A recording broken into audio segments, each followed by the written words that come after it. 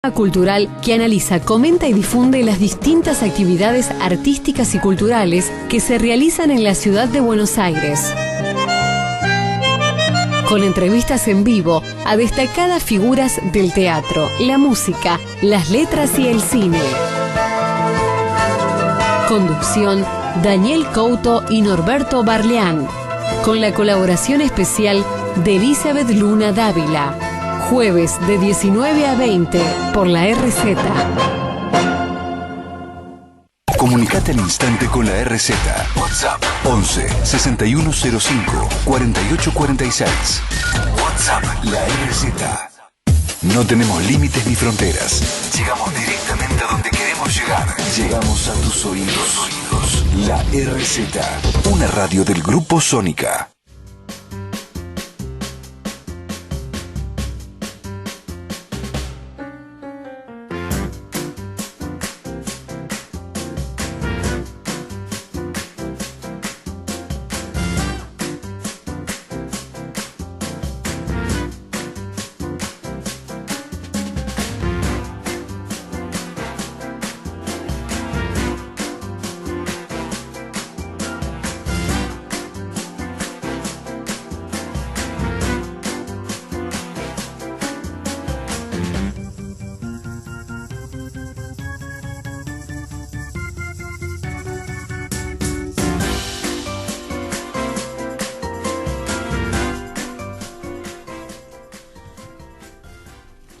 Muy buenas tardes, queridos oyentes de Una Mirada Austral. Hoy nos encontramos en una nueva edición de nuestro programa que ya lleva un tiempo saliendo en la RZ y acompañado por una cantidad de compañeros, de oyentes que constantemente nos motivan y nos impulsan a seguir haciéndolo. Buenas tardes, querido Pepe, ¿cómo estás? Buenas tardes, Erika. Buenas tardes, Daniel. Qué gusto que nos acompañes. Así es, hoy nos visita Daniel Di Giacinti de la Fundación Villa Manuelita, un gran formador de cuadros de esta nueva generación, trabajando constantemente desde las publicaciones. Muchos de nosotros nos hemos formado gracias a ustedes, gracias a lo que han constantemente subido a YouTube. Hemos encontrado documentos inéditos y un montón de elementos que ustedes nos han ofrecido gratuitamente para nuestra formación, así que digamos, si en algo puedo representar a mi generación, te agradezco, les agradezco a vos, a Toto Monserrat y al resto de los compañeros que hacen Villa Manuelita. Bueno, muchas gracias. Casualmente acá tenemos el último trabajo tuyo que tuviste la gentileza de acercarnos, que es la batalla cultural del peronismo, con capítulos sumamente estimulantes. La batalla cultural del peronismo, apuntes para la reconstrucción, construyendo pueblo, y uno que me interesa particularmente, John Holloway, un marxista rumbo a la autodeterminación popular. Háblanos un poquito y después te dejo todo con Erika, de Villa Manuelita.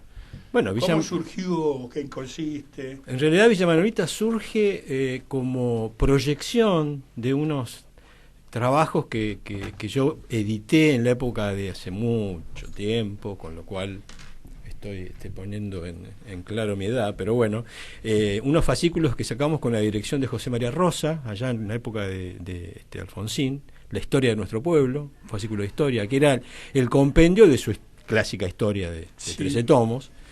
Y al terminar, yo le propuse a Pepe seguir porque la historia de él terminaba el 17 de octubre. Entonces yo le propuse continuar, ya que teníamos armado el equipo de redacción, hasta la muerte de Perón. Cosa que hicimos, salió una obra que salía semanalmente, Perón, 30 años que conmovieron la política argentina, con la dirección de José María Rosa, y bueno, duró como 90 números, fue realmente un éxito. Entonces bueno, yo después tuve que acomodar un poco mi vida, bueno, Pepe falleció, y en el 2009 yo decidí utilizar todos esos textos que habíamos hecho con el equipo de redacción, con la dirección de José María Rosa, digitalizarlos y hacer una obra que se llamó Perón, la Revolución Olvidada, en la primera edición. Y ahí fundé Villa Manuelita. Y elegí el nombre como un homenaje a la resistencia del pueblo trabajador, especialmente en una de sus páginas más heroicas ahí en los barrios obreros de Rosario, ¿no? Y bueno, y a partir de ahí seguimos, en realidad hacemos todo lo que podemos hacer respecto de transmitir el sentido de la doctrina peronista, y motivar a la gente a investigar la historia del peronismo, porque entendemos que es un movimiento revolucionario que recién empieza, y que tiene y que puede dar respuesta a todos los problemas. Yo siempre digo que los pensamientos revolucionarios se ponen a prueba constantemente, y hay pensamientos que dejan de dar respuesta y otros que continúan. Por ejemplo, nosotros vamos y volvemos a Perón, ¿no? Cuando pensamos que ya la sabemos y salimos a la cancha y nos pegan unos sopapos que nos mandan para atrás, dijimos, bueno, a ver, ¿qué hicimos mal? Volvemos a Perón, investigamos y ahí seguimos encontrando respuestas, ¿no? Y en este ida y vuelta, bueno, seguimos aprendiendo y aprendiendo y aprendiendo, con lo cual la imagen de Perón se sigue agigantando, ¿no? Entonces, bueno, la tarea de la Fundación va por ese camino. ¿La Fundación está en Rosario o también está acá en Buenos Aires? No está en realidad en ningún lado porque no tiene sede, sí. Pero digamos, nació en Buenos Aires y los primeros compañeros que se acoplan, obviamente, cuando se enteraron de que había algo que se llamaba Villa Manuelita, son los rosarinos. Y el Toto Monserrat ahí de cabeza. Por supuesto. Porque es un, sí. Fue el primero, me acuerdo que yo caí en Rosario me llevó la compañía Ross, de una editorial muy conocida. Sí. Marilina, ¿no es? No me acuerdo el nombre, pero nos conocimos cuando estuvimos presentando 8 días el año pasado allá en Rosario. Ya es la segunda vez que la presentamos, y ella muy muy divina, siempre acompañando. Sí. Y la edición es muy cuidada. Sí, totalmente. Kush, muy por ejemplo, Kush. Trabajaron muy bien la memoria de Kush. Sí, las obras, la obra completa de Kush. Sí. Y bueno, ella me llevó para una charla y ahí estaba sentadito el Toto y ahí lo conocí y empezamos a charlar. Viene a cuento lo que estábamos hablando antes de ingresar al estudio, que me dijiste, mirá, Pepe, entre otras cosas, vos estudiaste antropología, sí, ¿se puede hablar de una antropología peronista?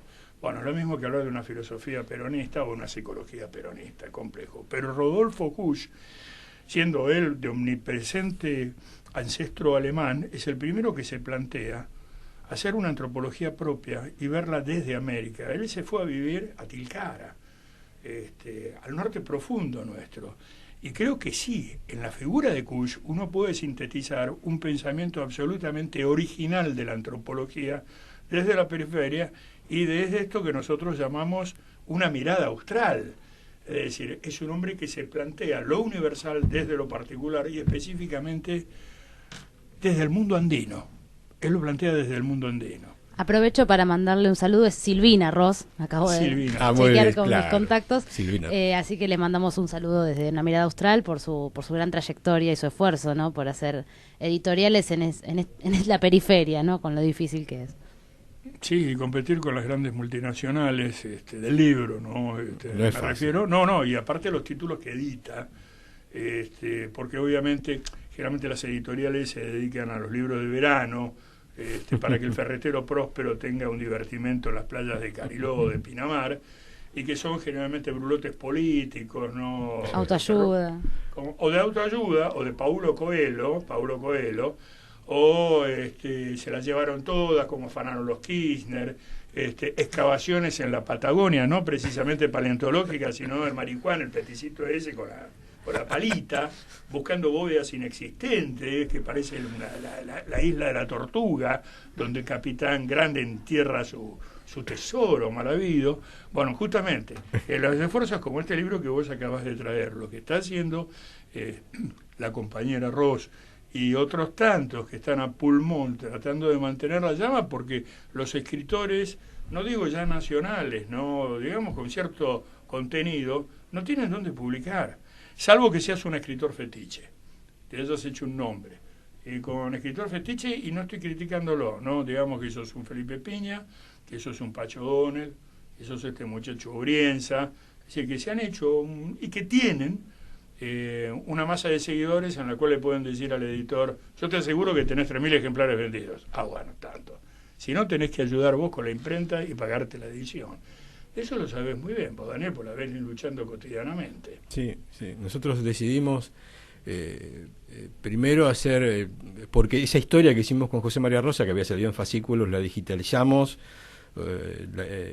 porque era la técnica que yo había elaborado como editor en los últimos años, Y entonces la utilicé para sumarle al desarrollo biográfico una cantidad de fotografías, videos, audios. Terminó siendo una obra en 8 DVDs que contienen casi 24 horas de video y audio de toda la época del peronismo, más las obras completas de Perón en formato digital, que son más de 40 tomos, más el libro. En fin, es una obra realmente muy linda y que no. ¿Pero esa obra se consigue actualmente? Sí. Bueno. Consigue, sí. No, lo digo para los oyentes, justamente. Sí. Y ahora estamos editando los libros de la Escuela Superior Peronista, que son 8. Ya editamos los clásicos, Modelo, Comunidad Organizada, pero también Sociología Peronista, Filosofía Peronista, Política Peronista, Organización Peronista, que ya están. Y bueno, la idea es continuar con Perón. Ahora tenemos Doctrina Peronista en máquina, que es un poco más compleja. Más que nada, siempre tratamos de jugarnos a hacerle una introducción al libro que lleve el texto a la problemática actual, ¿no? Porque esa es un poco la idea. Y Doctrina Peronista, en particular en ese aspecto, como tiene mucho coyuntural, o sea, Doctrina Peronista en la edición de Fidelio del 47 se hizo en base a los discursos de Perón hasta el 44 o 45, creo, son 20 discursos de Perón. O sea que tiene cosas muy, muy coyunturales que hay que explicarlas un poco, ¿no?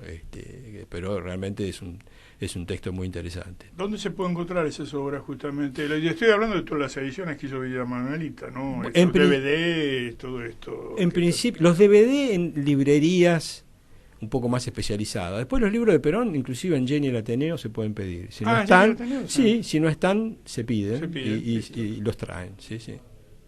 También, por supuesto, por los mecanismos, estamos en Mercado Libre, nosotros mismos vendemos a través de la página de la Fundación. O sea que bueno. Bueno. Sí. Bueno. Ahí en el sitio de la Fundación tenemos un lugar que se llama Libros, uno entra ahí y los puede pedir desde ahí también. Sí, tienen página aparte en Facebook. También en Facebook, web. En YouTube también tenemos un lugar. En fin, hemos tratado de incursionar en todas las herramientas que hay para tratar de propagandizar un poco la idea nuestra respecto de lo que el peronismo es, ¿no? Además damos cursos, formación, en fin. Hicimos hace unos años atrás un ciclo de documentales que pudimos hacer 7, que se llamó Charlas Militantes, donde también insistimos en lo mismo, no tienen que ver todo con la historia del peronismo, con qué es el peronismo.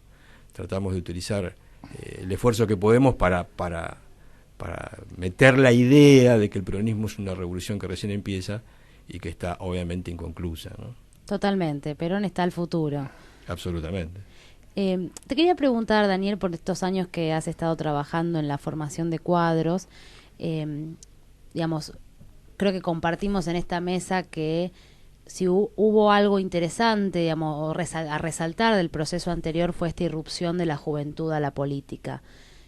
Una irrupción que llevó, digamos, a los jóvenes a querer participar, a querer interiorizarse, a querer ser parte de un proceso de cambio. ¿Cómo has visto vos, cómo has experimentado, cómo has vivido esta formación, en qué has contribuido y qué evaluación tenés del proceso en cuanto a la formación de cuadros? Yo encuentro en los chicos de hoy, en estas generaciones nuevas, algo extraordinario, porque son... yo vengo de una generación juvenil que estuvo trazada por una cantidad aparte estábamos trazados por por tensiones políticas que tironeaban de un lado para otro. En cambio yo veo que estas nuevas generaciones, gracias a Dios surgidas en una democracia, en un contexto totalmente distinto, poseen la posibilidad de profundizar y la verdad que son tan abiertos para escucharte, tan abiertos. Nosotros damos cursos en cualquier lado que nos llaman. O sea que hemos caminado el espectro del peronismo, la Cámpora, la 26, UPCN, UOM, qué sé yo. Andamos por todos lados, o sea que tenemos posibilidad de hablar con compañeros que pueden exteriorizarse en todas las partes del movimiento. Y en todos encontramos una predisposición y un acuerdo general respecto al pensamiento de Perón que realmente es muy auspicioso, porque eso significa que el problema entonces está en otro lado, ¿no? Que la cuestión no es el pensamiento de Perón, porque cuando uno lo lleva, nosotros normalmente hacemos un seminario que dura 8 horas, o sea que tenemos tiempo para hablar de Perón, y realmente uno se da cuenta que cuando uno explica en profundidad el sentido revolucionario del peronismo, todo el mundo está de acuerdo, absolutamente todo el mundo está de acuerdo y a favor. Entonces eso nos da la pauta de que los problemas no están justamente en los jóvenes, sino en otro lado, ¿no? Entonces el problema del peronismo para mí viene se ha liberalizado, el peronismo se ha liberalizado, ¿no? Después de la muerte de Perón hay un proceso, no digo que los dirigentes quieran liberalizarlo, pero la incomprensión del sentido revolucionario del peronismo ha hecho que se fuera liberalizando, y hoy el peronismo es eso, una expresión liberal con unos tintes particulares, nacionales, populares, que quiere ser peronista, con lo cual eso es bueno, que quiera ser peronismo es importante. Sí, ahora que lo logre... pero es partidocracia liberal. Sí, es una partidocracia liberal, sin duda. Ha perdido el sentido movimentista. El movimiento no existe, la parte sindical también es liberal. Sí, es empresaria. Pero yo lo que digo siempre con respecto a esto, que yo no creo que haya ningún dirigente, puede haber, que quiera ser liberal. Ellos creen que no lo son. Uh-huh. Y la experiencia demuestra que lo son, porque ahí hay un tema que es de carácter institucional, ¿no? Ahí hay una gran confusión que tiene que ver con la esencia del peronismo. No nos olvidemos que el peronismo surge, digamos, en el 45, una especie de ventana que se abrió en la historia y ahí se coló Perón. Por eso Perón siempre decía que el peronismo tenía características especiales porque era un movimiento revolucionario que había llegado desde el gobierno prácticamente, y no desde el llano, lo que le daba unas características especiales, que tiene absoluta razón. Porque cuando uno llega desde el llano tiene que sí o sí conformar un poder político donde va a depender de que el proyecto estratégico del líder quede perfectamente explicitado en un grupo de lo que vendría a ser las famosas vanguardias esclarecidas, y que van armando, digamos, un movimiento de poder real hasta desplazar el poder que tienen que derribar. El peronismo tuvo la posibilidad, como dijo Perón, de hacerse desde el gobierno, y conquistó, a través de la dignificación social que propuso, el corazón de los trabajadores. Y tuvo dirigencias que acompañaron esa circunstancia especial del peronismo llegando al gobierno en ese hueco, muy similar a lo de Néstor fue, que les dio características especiales, o sea que Perón tuvo un pueblo que lo siguió y no tuvo dirigentes que comprendieran los objetivos estratégicos, o sea que lo acompañaban los dirigentes coyunturalmente, era lo que podían entender. Entonces siempre tuvo compañía Perón, pero por eso cada vez que había un giro en la historia, los dirigentes seguían de largo, Perón giraba y los dirigentes seguían de largo. Entonces siempre hubo necesidad de un 17 de octubre para corregir, digamos, esas incomprensiones. En realidad el 17 de octubre uno conoce más que nada lo de los enemigos, que hacen lo que tienen que hacer los enemigos, obviamente. Pero en realidad el 17 de octubre el principal problema de Perón lo tiene con sus compañeros, ¿no? Que el compañero no va a atacar a Perón, pero tiene una forma de atacarlo, que es dudar. Cuando el tipo duda, los enemigos pueden hacer lo que hacen, ¿no? Entonces, y yo siempre digo que este drama de la dirigencia, de la falta de una apreciación estratégica, lo dejó a Perón, porque no hubo para mí un 17 de octubre, porque crisis dirigenciales, para mí hubo como 4 episodios claves. El primero fue el 17 de octubre, sin duda. El segundo fue el renunciamiento de Eva, que ahí hubo una crisis también dirigencial. Y el tercero, bueno, la gran debacle que hay en el peronismo después de la caída con el 55, que genera la necesidad de un recambio generacional. Para mí el tercer 17 de octubre es el Día del Militante. El 17 de noviembre. Claro. Y el cuarto, el 12 de junio, donde Perón tiene que salir ya muriéndose a corregir los últimos enfrentamientos que le daban las dirigencias de su movimiento. Y muere, para mí, sin haber conseguido lograr esa dirigencia estratégica que hubiera comprendido el sentido estratégico, lo que él quería hacer, porque las dirigencias, cuando entienden estratégicamente, institucionalizan. Esa es la labor. Es que es interesante cuando uno lee los últimos discursos de Perón, la última prédica de Perón, su insistencia respecto a la institucionalización del movimiento. Absolutamente. Algo que no fue para nada comprendido por ninguno de los sectores, digamos, y que hoy sufrimos esas consecuencias, ¿no? Porque Perón en lo que intenta expresar en el modelo es un ordenamiento de todas las fuerzas activas de la política. digamos, de todas las fuerzas que intervienen en la política, y a todas les da una misión específica. Digamos, a veces cuando pensamos en el modelo, que es el último legado de Perón, la peor dificultad que tenemos es creer que esos sectores hoy tienen un proyecto estratégico, porque lamentablemente en ninguno de esos sectores que están convocados en el modelo hay un proyecto. Digamos, si vamos a las Fuerzas Armadas, ¿cuál es el proyecto? Si vamos a, inclusive en la Iglesia, ¿cuál es el proyecto? Lo vemos hoy con los ataques constantes a Francisco, el no alineamiento respecto a lo que está planteando el Papa Francisco, que es completamente revolucionario, y sin embargo lo cuestionan más los de adentro que los de afuera. Lo vemos inclusive en los intelectuales, que hay una dispersión absoluta, un egocentrismo, un narcisismo tremendo, que no sabemos a qué juegan.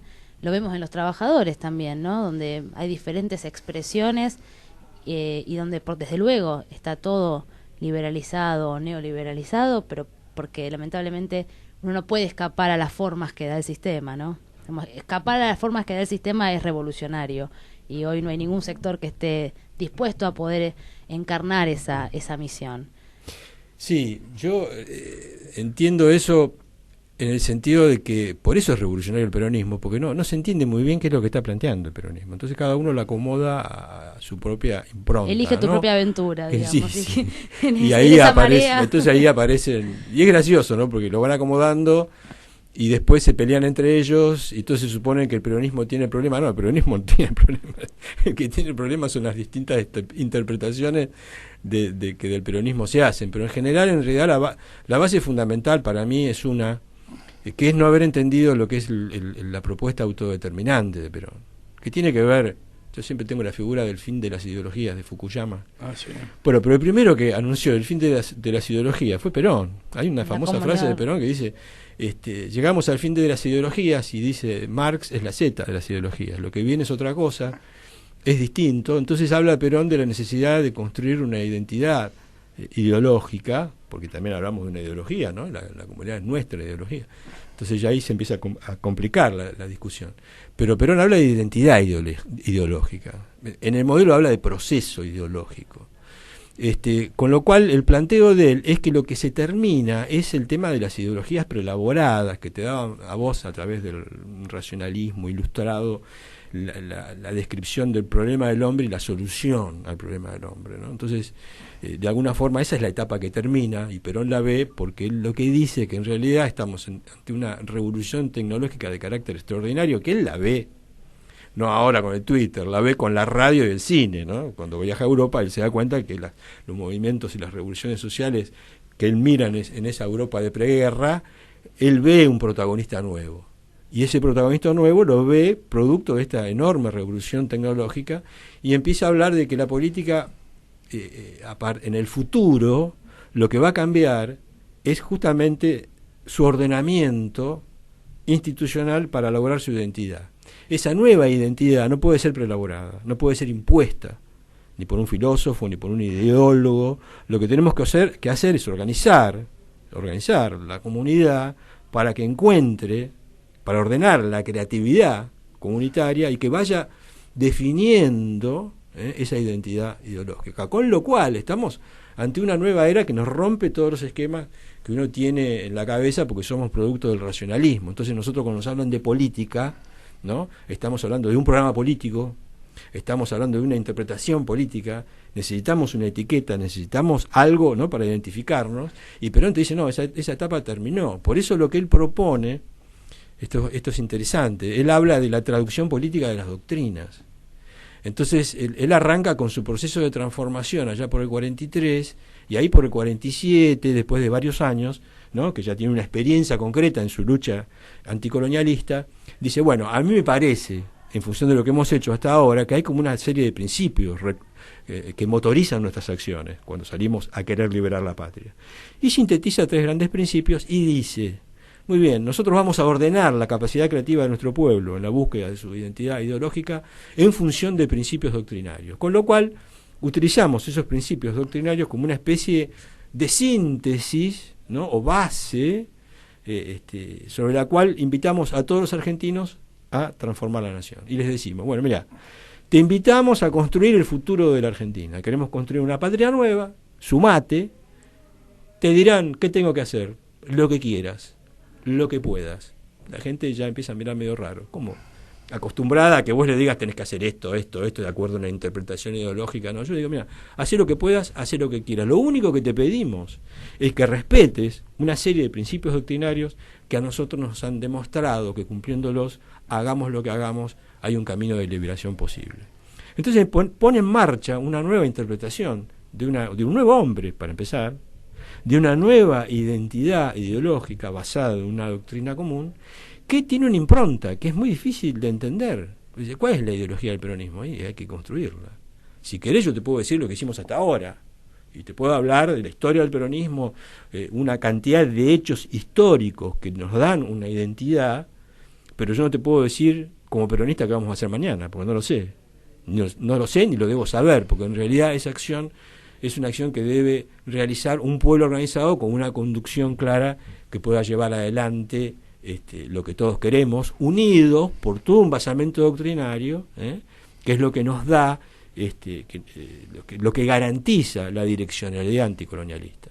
O sea, la doctrina en realidad es una garantía de un ordenamiento a toda una creatividad que va generando una identidad día a día, y que no se puede proyectar hacia el futuro. Cosa que dijo Francisco una vez que estuvo acá, pasó por Bolivia, y cuando se va de Bolivia ahí por Paraguay, dice, ojo con las ideologías que matan la creatividad de los pueblos. Frase de Francisco que a mí me parece de una profundidad extraordinaria, y que tenía que ver con esto, porque Perón se estaba dando cuenta que los procesos latinoamericanos estaban cayendo en el tema del vanguardismo, como caímos nosotros, que es inevitable cuando vos no entendés esta forma de hacer política y tratás de llevarla a otro lado. Entonces la tratás de etiquetar, la tratás de programar, de darle una identidad, y que lo único que vas a hacer en realidad es cristalizarla y detenerla, ¿no? Que fue lo que nos pasó.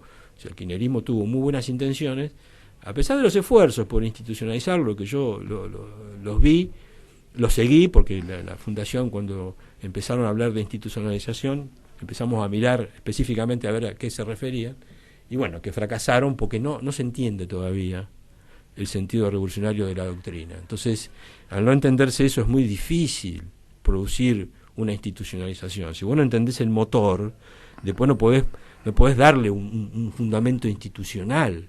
Por eso el peronismo terminó con las instituciones del liberalismo, no las pudo sobrepasar, pese a los intentos de Perón, que en 2 oportunidades siempre lo hizo. El Perón siempre tiraba para adelante, pero en 2 oportunidades claras, la última fue el modelo y la otra, la previa, fue el lanzamiento del segundo plan quinquenal. Él promueve en concreto la necesidad de esas institucionalizaciones y un poco que dice cuáles son y cuáles deben ser, ¿no? Pero por eso el peronismo termina navegando en una institucionalidad que lo cristaliza y lo vanguardiza en algunos casos, o lo liberaliza en otros, pero bueno, pero es más o menos lo mismo, porque lo que es difícil es fácil quizás institucionalizar un movimiento político basado en un racionalismo, donde todos tenemos que ponernos de acuerdo en qué vamos a lograr, y en función de eso es hacer una cosa vertical, y el que está de acuerdo bien, y el que no está de acuerdo, bueno, que Dios te ayude. Y otra cosa es ordenar la potencialidad de un pueblo institucionalmente para lograr el fin que todos queremos, sin etiquetarlo, ¿no? A mí siempre me dicen, yo en los cursos digo, mira, muchas veces discutiendo con los troscos, ¿no? Siempre los troscos dicen, bueno, pero ¿cuál es la revolución de ustedes? Como te apretan diciendo, ¿van a socializar los medios de producción o no? Porque ustedes mucho bla bla nos dicen, ¿no? A los peronistas. Y yo, para chicañarle un poco, lo que hacía en la época de Cristina Néstor, sacaba la tarjeta SUBE. ¿Sabés cuál es nuestra revolución? Esto. O sea, lo bajaba, ¿no? de esa preelaboración, porque el peronismo en realidad, su revolución son hechos concretos. Hechos concretos que van sumándose, y son nada más que eso, ni siquiera se pueden proyectar al futuro. Hacia atrás sí, porque son una serie de hechos que tienen una potencia. Uno habla de las obras que hizo Perón en sus primeros 2 gobiernos, o en el corto lapso de los 9 meses, y es una cosa impresionante. Bueno, esa es nuestra identidad. Sí, yo creo, Dani, agrego a esto que vos decís de las obras, me parece que lo más interesante, o lo que podemos rescatar de la experiencia peronista, es una conducta, es una forma de hacer las cosas. Pues podemos fundar un montón de hospitales y de escuelas, que todos estamos de acuerdo que eso es necesario. De hecho, los hospitales más importantes de la Argentina fueron creados en los años 50. Y eso es bueno, Uno no puede estar en contra de eso, pero me parece que en lo que hemos errado, y siempre lo digo con mucha humildad, porque hay mucho esfuerzo puesto en ese proceso, en estos últimos años que podemos decir el último gobierno peronista, ha sido en la forma de hacer las cosas. Y por lo que hoy nos están cobrando es por la forma. Totalmente. Y la gran dificultad que tiene la militancia política hoy es la forma.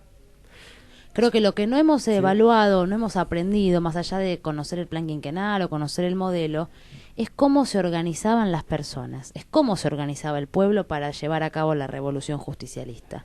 Las unidades básicas no eran localcitos, kiosquitos que después veíamos cuánta gente juntábamos para una lista. Eran lugares donde, por ejemplo, las mujeres hacían juguetes para el hogar Escuela Evita. Los sindicatos no eran solamente lugares donde te defendían si te echaban del laburo o te daban una ayuda en términos de salud. No, era un lugar donde se planificaba viviendas, se planificaba la ayuda mutua, destinaba parte del presupuesto a colaborar con la Fundación Evita. Había una integralidad, estaba todo integrado, estaba engarzada todas las voluntades, y eso es lo que hace la potencia. Sí, yo comparto, sí, habría que ponerlo en términos históricos para entender bien ese proceso. Yo creo que fue la época de oro del peronismo, Totalmente. donde el peronismo avanzó generando una nueva institucionalidad que le dio una mística revolucionaria extraordinaria. Podemos hablar en una etapa que termina, podríamos decir que empieza a terminarse con la muerte de Eva. Con la muerte de Eva, por una de esas trágicas casualidades de la historia, ¿no? Pero, ¿por qué digo esto? Porque, digamos, el planteo de Perón es de que esta participación política nueva se basa en función de poner en marcha la acción solidaria del hombre. Sacarlo, por eso dice Perón, lo que logró la revolución justicialista es el despertar de la conciencia social. El despertar de la conciencia social, sacándolo del la compartimentación individualista que le dice vos quédate tranquilo, que solo podés, que solo vas a hacer todo y te garantiza las garantías individuales, bueno, todo el verso del liberalismo. Entonces Perón dice que no, que el gran avance de la revolución justicialista logrado es haber despertado la conciencia social de los trabajadores allá en la Secretaría de Trabajo y Previsión. Después, dice Perón, ese despertar de la conciencia social se empieza a traducir, se avanza en forma correcta con una construcción institucional. Cuando esa despertar de la conciencia social se hace solidaridad social, que es el primer escalón, esa necesidad empieza a construir institucionalidad. Por eso el peronismo, que arranca con 300.000 afiliados en 3 CGT divididas, termina en el 55 con 5 millones de afiliados, una gran CGT sin federación, o sea, ordenadas, que no fue una cosa sencilla. Lo mismo con el Partido Justicialista, el Partido Femenino y demás. Sin embargo, esto también hay que decirlo, en el año 55, con el ataque de los enemigos del movimiento, no hubo una huelga general. Entonces, ¿qué pasó? Algo pasó. Algo pasó en el sentido de que es la etapa de oro porque es la etapa donde vas construyendo algo nuevo. Entonces era una mística extraordinaria que termina, podríamos decir, ahí por esta crisis que te decía del segundo 17 de octubre, que fue el Cabildo Abierto. Digamos que hasta el Cabildo Abierto es la época de oro de la construcción institucional del peronismo. Es todo pum para arriba, toda mística. Y ahí se empieza a burocratizar. ¿Cuándo se empieza a burocratizar? Esto es lo que me parece que es importante analizar. Perón decía que las solidaridades, que el motor de la institucionalidad peronista es la solidaridad. Nosotros nos ordenamos para ser solidarios con el resto de la comunidad. En el caso de los trabajadores, junto con sus trabajadores en la defensa de la patronal, ¿no? de la explotación del capitalismo. Ahora, como nosotros somos una nación, somos atacados como nación, y nos pensamos como desde un hogar que es la nación, desarrollar una solidaridad social no resuelve el problema. Lo que necesitamos es continuar ese marco.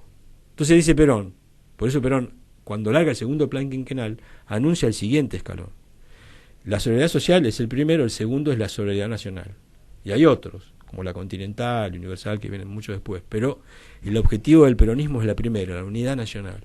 El objetivo del peronismo, del justicialismo como movimiento, es la felicidad del pueblo, la grandeza de la patria, la unidad nacional. Si nosotros no logramos la unidad nacional, significa que no logramos vencer la institucionalidad liberal. ¿Por qué? Porque la institucionalidad liberal, si vos no te organizás, mejor solo, suelto en tu casa, ahí.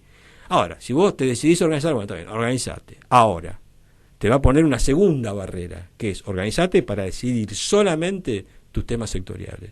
Entonces los trabajadores dicen, bueno, está bien, ustedes organícense, pero solamente pueden discutir el tema del salario. Perón, que se da cuenta de esta situación, ahí en el 52 dice, bueno, yo necesito ahora que las organizaciones libres del pueblo se organicen para empezar a participar de la acción de gobierno, que es lo que repite en el modelo. Es el gran lanzamiento. En el modelo está más claro todavía. Pero ambos momentos históricos se plantean lo mismo. ¿Qué es eso? Es simplemente seguir el desarrollo de esa solidaridad creciente para que no se detenga, llevando al ámbito de la solidaridad nacional. ¿Qué significa esto? Que vos no vas a pensar como trabajador de tu gremio, sino que vas a pensar como trabajador de tu gremio en una nación en su conjunto, porque en realidad el problema de la nación no es el problema de tu gremio, es el problema de la nación, donde está tu gremio. Entonces lo que vos tenés que garantizar es la armonía y la política de la nación donde tu gremio está. Entonces no es tan sencillo, es mucho más complejo que resolver un tema sectorial. Cuando Perón promueve esto, las dos veces fracasa. ¿Por qué? Porque no se entiende lo que Perón dice. Entonces, ¿qué hacían los compañeros cuando iban a estas experiencias? Que hubo varias, se pusieron en marcha varios consejos, el de la productividad, hubo consejos económicos variados. Fracasaban, ¿por qué? Porque iban a una extensión de la paritaria. Entonces voy al consejo, como hicieron los militares con los consejos, que acá ve que había un golpe militar en la época de la resistencia, digamos, cuando los milicos cerraban los partidos ponían los consejos a funcionar, porque era, ¿no?, como que la gente participara, digamos. ¿Y qué eran los consejos? Y bueno, y la gente iba primero para que no te dejen afuera, primer tema. Segundo, para que no te cae, entonces los trabajadores iban para que el empresario no los... ¿Viste?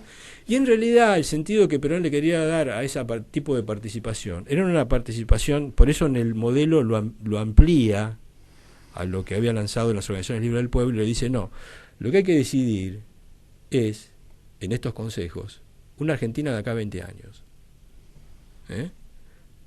Por ejemplo, hoy, ¿qué es lo que necesitamos? Viste que aparecen los planes por todos lados. Son planes electorales. La Argentina, si quiere realmente poner en marcha un proceso de liberación, lo que tiene que decir es un plan de la nación a 20 años. Tiene que definir la nación. ¿Qué quiere hacer con su nación? Eso es lo que tiene que decir, no un plan de gobierno. Que puede ser un plan de emergencia, sí, porque esto nos van a dejar un desastre, que vamos a necesitar, obviamente, un plan de emergencia que ordene el incendio. Un plan de contingencia, pero definir qué clase de país queremos ser. Si seguimos siendo un productor, una factoría, productora de materias primas, preindustrial. Hoy no recuerdo quién decía, un economista nuestro, ¿no?, que ya no es una cuestión de que nos vamos antes de la década infame, directamente es ir a la edad de piedra. Sí. Y yo escucho a Nielsen, por ejemplo, un economista de mucha fama, decir, bueno, las cosas van a mejorar el año que viene porque va a haber una buena cosecha. Y no lo sabemos porque no manejamos el clima todavía. Pero me hizo acordar el final de la película Plata Dulce, que está el tipo en cana y dice, ¿escuchaste el trueno? Sí, llueve. Y con 2 cosechas nos salvamos. O sea, siguen creyendo en eso, ¿no? No están hablando de, bueno, vamos a crear un perfil industrial. Esto lo decía Belgrano, no tenemos que exportar cueros, tenemos que exportar zapatos, darle valor agregado y darle trabajo a la gente. Por eso con Erika siempre repetimos, con este esquema de gobierno a nivel nacional, sobran 20 millones de habitantes. Y Perón hablaba, y esto viene a cuento de toda la discusión y actualmente con la ley de interrupción del embarazo, de una Argentina de más de 100 millones de habitantes para hacer un mercado interno y una ocupación virtual del territorio, porque en este momento es muy peligroso el despoblamiento que tenemos de las áreas consolidadas a través de la conquista del desierto, que no es casual que les hayan sacado todas las asignaciones por ahí desfavorables y familiares a los habitantes de allá, porque significa que esa gente se va a ir nuevamente a los cinturones de los grandes núcleos, sino que el día de mañana nos va a decir, bueno, ustedes no tienen un mango para pagar todo lo que le han pedido el Fondo Monetario, lo van a pagar con territorio. Y nuestra Patagonia va a ser la deuda que pagó la Rusia zarista con Alaska. o la venta de la Florida con Onís, eso lo tenía Perón, pero perfectamente en claro. Otra de las cosas, recién nombraba a Erika, de que no se habla justamente de la política de defensa en el pensamiento de Perón. Y no se habla tampoco del concepto geopolítico de Perón, que lo tenía clarísimo referente a la Antártida, que en este momento ya dejamos entrar a los ingleses, que vienen a trabajar a las bases nuestras, bases construidas con dinero argentino, del erario público argentino, que las hizo Perón a través de un general maravilloso, lamentablemente no olvidado para nosotros, pero para el común, que fue Hernán Pujato. Las grandes, él ya estaba hablando, ella lo veía, ya salió, y eso salió en un mapa hace unos años que estaba trabajando, que era Brown, de una Argentina bicontinental. De una Argentina bicontinental. Pues eso me causa gracia cuando vos tocabas lo de los trotskistas que te decían, ustedes van a nacionalizar, van a estatizar los medios de producción. Y yo siempre les contesto, no, nosotros no estatizamos los medios de producción, nosotros los creamos. ¿Y sabés con qué los creamos?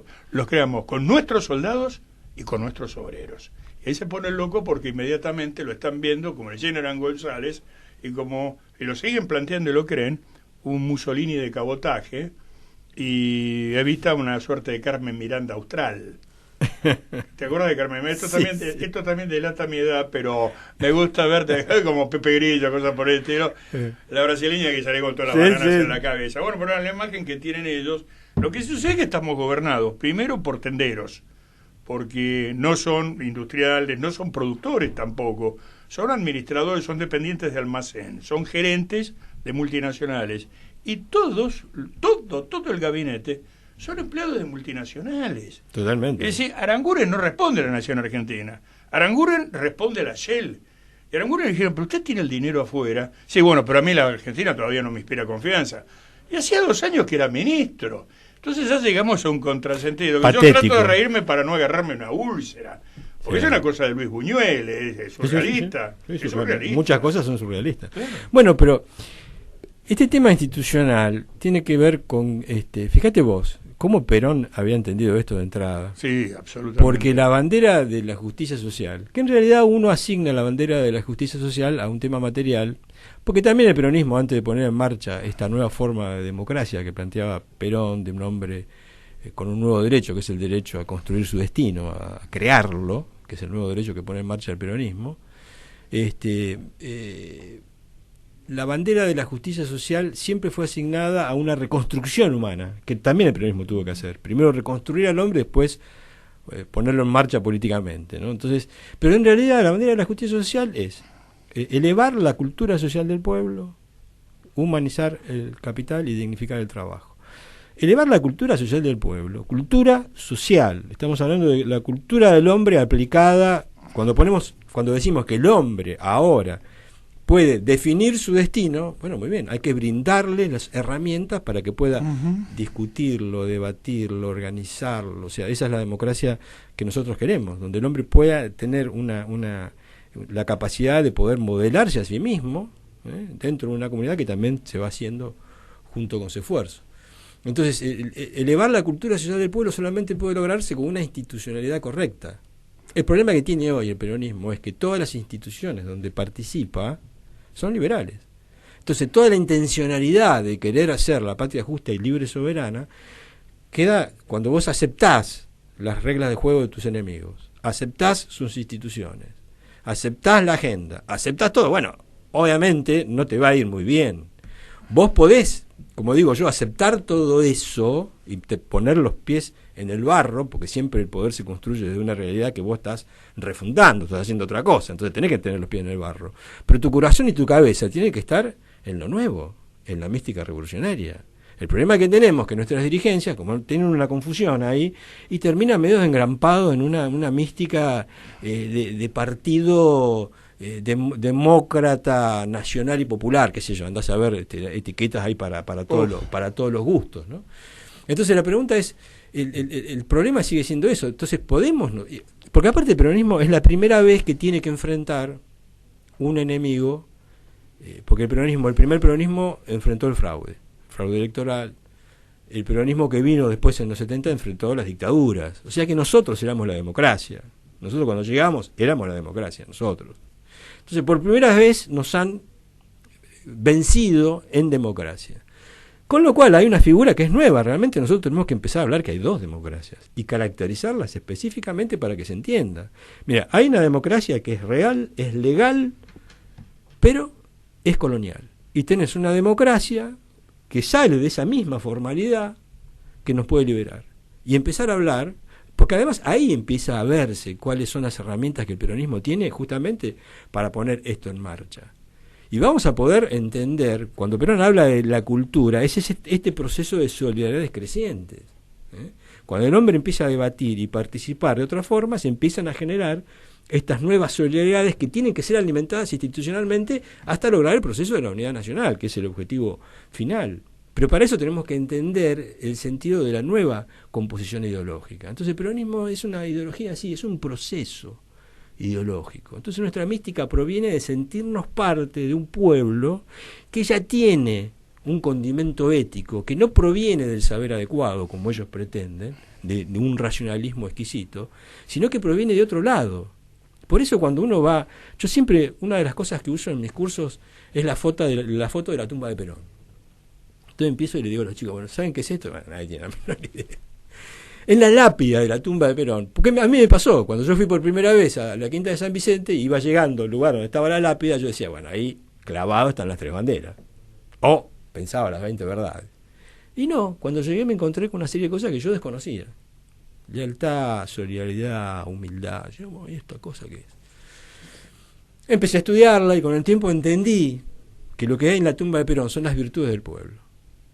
Y las virtudes del pueblo, en realidad, son importantes en el sentido de que nosotros somos populares porque creemos que en el pueblo hay una serie de basamentos éticos que no tienen nada que ver con el peronismo, que fueron puestos por Cristo hace 2000 años y que estuvieron en un estado latente esperando el momento histórico para que los pueblos puedan transformar eso en un poder y en una institución superadora, que es el momento de ahora. Por eso Perón habla en la comunidad organizada de un nuevo renacimiento, porque hoy que todos los pueblos tienen la capacidad y la información necesaria como para crear la política, esto es posible. Obviamente que hubo necesidad de un político profesional en la época de la Revolución Burguesa o de la vanguardia esclarecida en la Revolución Rusa, porque los pueblos eran analfabetos en un 90%, no tenían ningún tipo de información, pero hoy los pueblos han cambiado. Hoy los pueblos tienen otras potencialidades culturales que no podés encapsularlo en las instituciones políticas de hace 2 siglos. Eso es producto de una intencionalidad para mantener una situación colonial. Por eso dice Perón, no, acá lo que hay que hacer es hacer participar a todo el mundo para que esa nueva potencialidad cultural vaya corporizándose en una nueva institución política que vaya ordenando esas solidaridades, haciéndolas crecer. Entonces, de la conciencia social, solidaridad nacional, y ahí lograríamos la unidad nacional. Perón dice, ¿qué es la unidad nacional? Cuando vos tenés, viste, la solidaridad familiar, que es desde el derecho natural, que todo el mundo la conoce. ¿Cómo funciona una familia solidaria entre sí? ¿Qué es la unidad nacional? Cuando la nación y todas sus instituciones funcionan como una solidaridad familiar. Esa es la unidad nacional. Eso es lo que Perón quería lograr institucionalmente. Recién ahí podés empezar la etapa continental. Recién ahí, una vez que vos ordenes tu proceso de unidad nacional, podrías empezar o podrías tener algo para ofrecer como ejemplo al resto de los pueblos de Latinoamérica, ¿no? Yendo a esto, viste que ayer había una duda de que se sentía como una contradicción el hogar, que dice Perón, que la nación es nuestro hogar, con el proceso continental. No hay ninguna contradicción. Nosotros nos pensamos nuestro hogar en la Argentina por nuestras raíces, por nuestra historia, y gracias a Dios en Argentina, porque si le hubiéramos dado bolilla a Mitre, hubiéramos sido la provincia de Buenos Aires. Gracias a Dios, por una serie de circunstancias históricas, nos pensamos como Argentina y de ahí arrancamos. Pero el hogar es como el chico, ¿viste? El chico crece en el hogar y está muy bien porque ahí vos le transmitís sus raíces, su forma de ver, pero el chico a los 30 años tiene que pirársela del hogar. El hogar es arrancar. Entonces Argentina es nuestro hogar que nos permite arrancar hacia otro proceso, de solidaridades creciendo, donde vamos a conformar otra cosa nueva que va a ser Latinoamérica y que no está en contradicción con nuestras raíces. Cada pueblo va a hacer su camino, seguramente. Este es el planteo un poco de Perón. Pero bueno, por eso digo que esto recién empieza, porque hoy todavía está en discusión yo veo el movimiento. El movimiento, lo que yo veo en el movimiento peronista, yo digo, el movimiento no existe, porque el movimiento se mueve, el movimiento se mueve, ese movimiento es una predicación de una nueva Argentina, eso es el movimiento. Nos unimos todos para predicar una construcción que es la comunidad organizada, eso es un movimiento. No tenemos movimiento porque eso no está claro. Entonces lo que tenemos, hemos aceptado que el peronismo es una alternativa de gobierno distinta a los liberales. Eso es lo que se ha aceptado. Entonces estamos esperando que este desastre que tiene Macri sea resuelto por un mejor gobierno, peronista. ¿Está mal? No, no está mal. Pero, ¿qué pasa? En ese camino puede haber 5 planes de gobierno. ¿Por qué no puede haber? O 3. Entonces, esta división que tiene hoy el movimiento sería lógica. ¿Por qué no puede haber 3? Está bien, por eso estamos divididos. Pero lo que está mal, y ahí está el problema, que lo que podría ser una diversidad enriquecedora es una división, porque el peronismo no se ha ordenado en un punto de convergencia común. Entonces, ¿cuál es el problema? Cuando vos tenés a 3 partes del movimiento en una bandeja, y en la misma bandeja está Macri y Stolbizer, ahí estamos en un problema. Entonces, acá lo que hay que ponerse en marcha es decir, no, mira, todos los peronistas en teoría, que podemos tener nuestras diferencias, nuestras alternativas, tenemos un punto de convergencia, que es esto, la comunidad organizada, todo lo que estamos hablando. Entonces, por eso decía Perón, una diversidad con un punto de convergencia es correcta, porque a medida que vos vas avanzando, te vas uniendo cada día más. Ahora, si vos no tenés punto de convergencia, la pirámide se invierte, dice Perón. Entonces, esa diversidad empieza a provocar un proceso de disociación, que es lo que el peronismo tiene hoy. Hoy el peronismo está disociado porque le falta el punto de convergencia, le falta definirse qué es el peronismo. Y yo creo que hay razones históricas para eso, porque yo siempre hablo de una ilusión orgánica en el peronismo. Porque en realidad Perón, en sus primeros 2 gobiernos, pasa de un Estado, de una forma de gobierno oligárquica, minúscula, porque era una colonia, al ser una colonia británica, el Estado estaba asociado a esa función. Perón pasa de ese Estado a un Estado y lo pone al mismo nivel del desarrollo de los estados de bienestar, que surgen con Roosevelt, en fin, que surgen en Europa después de la guerra, y Perón transforma un Estado en otra cosa, y la transformación es gigantesca, desde todo punto de vista. Y muchos compañeros se confunden con eso, como dije. Por eso Perón en el 54 hablaba de organización política, hay que organizarse, y los compañeros decían, general, ya estamos organizados. No entendían lo que Perón les estaba diciendo. Sí, y ahí un poco como que se genera esa confusión que todavía hoy persiste. Hoy todavía se cree que el peronismo es una especie de movimiento keynesiano, ¿no? Que navega dentro de la institucionalidad liberal, pero con otros condimentos que lo hacen liberador, ¿no? Y nada puede subsistir en la funcionalidad liberal. Estamos llegando al final del programa.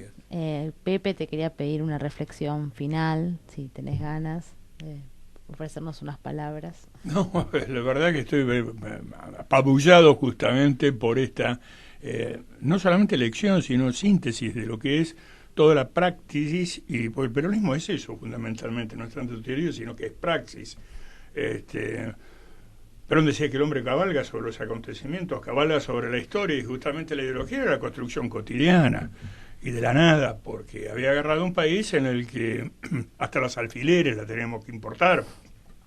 Un país al que estamos apuntando en este momento, que quizás con un poquito más de tecnología de la siembra directa y de tractores, pero no se fabrica absolutamente nada. La fábrica militar de aviones salió rastrojero, y los impresionantes proyectos tecnológicos que teníamos, ya hablábamos de hacer un ala delta en base al Horten, y estoy hablando de esto en 1950. Sí. Estuvo con nosotros en uno de los programas el teniente de la Fuerza Aérea Reyes, Jorge Luis Reyes, es combatiente de Malvinas, condecorado, pero no vino a hablar de la guerra, vino a hablar de lo que significó todo el proceso de desarrollo aeroespacial argentino, que tuvo una cierta continuidad. Vos estabas hablando justamente de la necesidad de plantearse políticas a 20, 30 años, y justamente cuando se plantearon políticas de Estado con cierta continuidad, se dieron éxitos como es actualmente, por más que lo quisieron destruir bastante, el plan nuclear. O el hecho de colocar, está temblequeando en este momento, pero el ARSAT, la fabricación de satélites, con tecnología absolutamente propia. ¿Y los cohetes? O los radares. Y De Punta bueno, Indio. los vectores directamente el Cóndor lo destruyeron, pero estábamos llegando a hacer el tronador, que se estaba haciendo en la base de, no de Punta Indio, sino en la zona de Pipinas, por esa zona. Y ahora no sé en qué está, creo que se abandonó, porque las directivas vienen de la visita al jefe del Pentágono. Hace un par de días lo recibe el ministro de Defensa, Watt, y le dice directamente: esta es la senda que nunca tuvimos que abandonar. Él estaba mostrándose, por favor, usted tiene que ver otros países del mundo. Bueno, compare cuál es el mejor felpudo. El mejor felpudo soy yo con la República Argentina. Eso es limpiarse las narices, por no decir otra excusa del cuerpo humano, con los 649 caídos en Malvinas. Y eso es renunciar explícitamente a la soberanía. Ahora, si la propuesta que vamos a hacer nosotros para defender el litio, que ya Evo Morales lo estatizó inmediatamente y lo va a explotar con compañías nacionales, inmediatamente Macri se la entrega a una compañía norteamericana. Dice, son las inversiones, ¿no? ¿Qué es lo que van a invertir? Si el litio es mío, lo vienen a sacar. Es una economía extractiva de capitalismo mercantilista al mejor estilo del siglo XVI en las minas del Potosí. Es decir, no han inventado absolutamente nada. O un genio de la economía que dice, nos salvamos con una cosecha. Estos tipos no pueden administrar un kiosco porque lo quiebran. No son ni para dependientes de almacén. A todo esto me estaba acordando de Coto, ¿no? ¿Qué pasó con el arsenal que le encontraron a Coto, el arsenal de guerra? Pues esas cosas no pasan, después nos vienen con fotocopias, ¿no? Pero lo importante, claro, estamos con la fotocopia y pasan los elefantes delante del bazar. Bueno, volver a plantearnos justamente, y otra de las cuestiones, ¿no? ¿Cómo vamos a defender el acuífero guaraní, Vaca Muerta y todo esto? Bueno, con el feminismo, con la política de género, con lo inclusivo y con el pañuelito verde. Discusiones que se tienen que dar, pero no puede ser que sean la contradicción principal, tiene que ser la contradicción secundaria. Estoy utilizando la terminología de mis amigos progres, porque la unidad, bueno, el enemigo ya lo tenemos definido, entonces que venga cualquiera, no, tampoco puede ser una toldería. Estamos de acuerdo con la unidad, el peronismo siempre fue frentista, es interesante ver cómo surge el peronismo el 17 de octubre, cuando don Vicente Solano Lima dice, pero usted a la vejez Viruela se hizo peronista, jamás fue peronista. El general siempre fue conservador. Cuidado, que más allá de la humorada, algo de verdad había. Pero nosotros teníamos socialistas, anarquistas y conservadores. No hay problema, pero estaba Perón. Entonces, ¿vamos a la unidad? Sí, pero la unidad en base a la doctrina. Y no cualquier aventurero que no arrastra 2 votos, y no voy a dar nombres, nos venga a marcar la agenda. Muchas gracias, Daniel, por participar de nuestro programa y nos estamos escuchando el próximo jueves en Una Mirada Austral. Gracias. Gracias a vos. Gracias.